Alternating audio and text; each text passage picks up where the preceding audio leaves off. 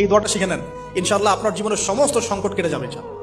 আমি নিজে ওই দোয়াটা বেশি বেশি করার চেষ্টা করি। দোয়াটা হচ্ছে, মুসা আলাইহিস সালাম একটা গাছের নিচে হেলান দিয়ে বসলেন, বসে দেখলেন দুজন মেয়ে দাঁড়িয়ে আছে দূরে, পানি নিতে পারছে না। লোকজন পানি নিয়ে যাচ্ছে, ওরা দাঁড়িয়ে আছে বেচারি। মুসা আলাইহিস সালাম গিয়ে বললেন, কি সমস্যা আপনাদের?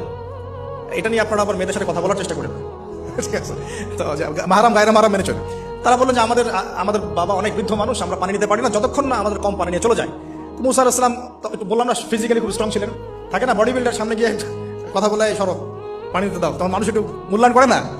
তো মুসা আলাইহিস সালাম এভাবে পানি নিয়ে দিলেন এবং বাছুরদেরকে পানি পান করালেন, করিয়ে গাছের নিচে এসে বসে আছেন। বসে বসে তিনি দোয়া করছেন, এই যে দোয়াটা তিনি দোয়া করছেন, রব্বি, একটা নেক কাজ করলেন না, মানুষের উপকার করলেন, নেক কাজ করে এসে গাছের নিচে বসে দোয়া করছে, আল্লাহ এখানে তো আমার খাবার পানি বাসস্থান কিছুই নাই, আমি কি করব? রব্বি ইন্নী লিমা আনজালতা ইলাইয়া মিন খায়রিন ফাকির, রব্বি ইন্নী লিমা আনজালতা ইলাইয়া মিন খায়রিন ফাকির।